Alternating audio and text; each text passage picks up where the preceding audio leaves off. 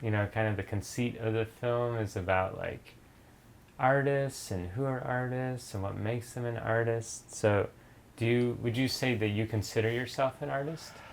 Not at all, because the more I know about art, or the more I learn about the great, not just great, but the artists in general, I think I still have a lot to do in order to be called as an artist. Here's the big Yeah. word question. Would you consider yourself an artist? Yes. Now I do. I think I am currently still trying to get there. I'm still just like a learner or an apprentice to an artist. Have you produced an artwork? I guess it's some kind of art, some short films, short videos, and yeah, that's pretty much it. I've been teaching art to students and not really making it. And I think until the past year, I've been like actually making things, which has like kind of helped me embody the term artist when people ask me what I do. Okay, so you feel more comfortable about it because you're being more productive? Yeah, and most of the time, someone asks you if you are something and then you need kind of proof. And I felt like when I was teaching students art, there's their proof. Like I've taught them to make things, but I didn't actually make anything. So I think being able to make things has solidified me feeling comfortable identifying as an artist.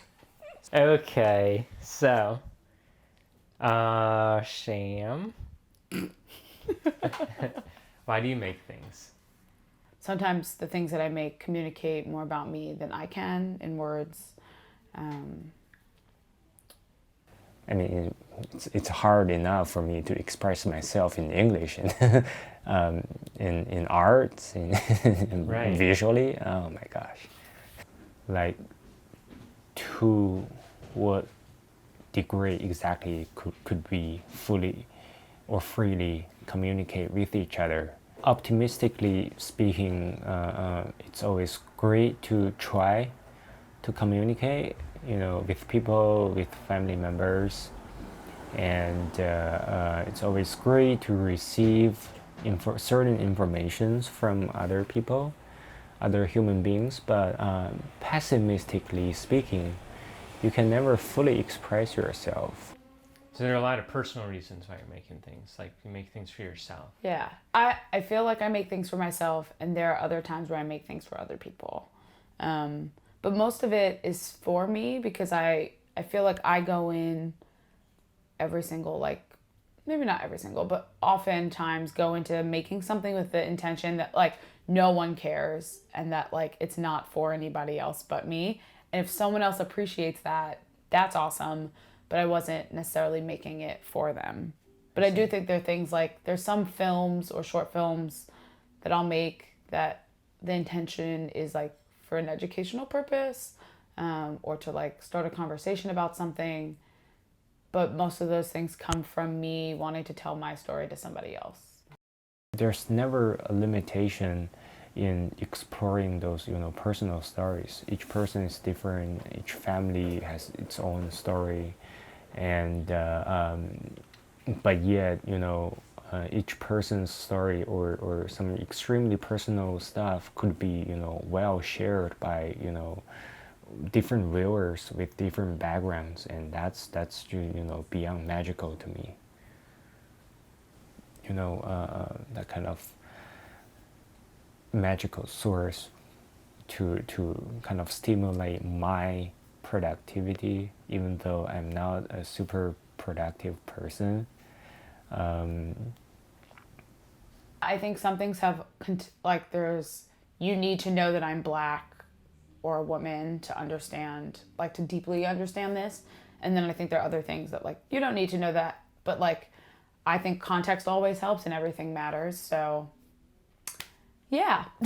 So what's that other side, though, about, like, wanting to have someone be able to see it and not know. Yeah, I think it's the annoying categorization of being like, this is a black artist, right? And then I get put in black art, but like white people aren't white artists. Right. And so I think that's part of it. And so wanting people to appreciate what I'm doing on a level that is comparable to other people of other races, but understanding that being black is a part of my identity. So it's a contentious thing of being like, this is a black artist. Sometimes I'm like, that's awesome. And then other times they're like, this is a black artist. And I'm like, I'm also just an artist, and that's fine too. I guess I want to get more at like, what is it that you want to accomplish as an artist? Like, what is it what's your ambition? Well,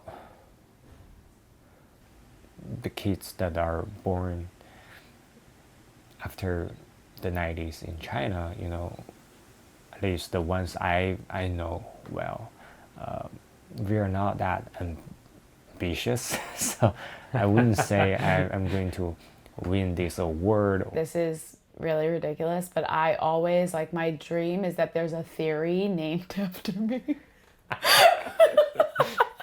And it's like a conceptual art education theory that like is in a textbook that they're like, oh, the Viotti theory of... People are like quoting. A more personal level, before and after I came to Emerson, that I could be able to use my work to communicate with my family members. It's fair to say that I have like two kinds of lives, I would say, to my family members, the one I wanted them to know, and the one I never tried that hard or trying hard to hide from them. Mm-hmm. So I mean, come on, it's in China, you have this kind of traditional family positions, in certain family. Your father gotta be your father.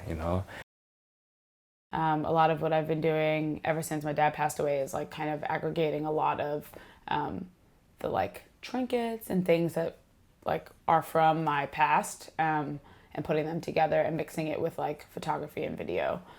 So those are things I make. Who are you? I am Sam Viotti, a curriculum designer, an artist, an educator, a black woman, a feminist, an activist. I can rattle off all of the like identity things, but I think, yeah, that's how I like usually introduce myself. As a feminist and black artist, mm-hmm. And yep, like hey, I'm Sam. Well, my name, if you were asking my name is Haoyang Wang, and not quite sure what I am or who am I currently, still exploring. I'm Sam.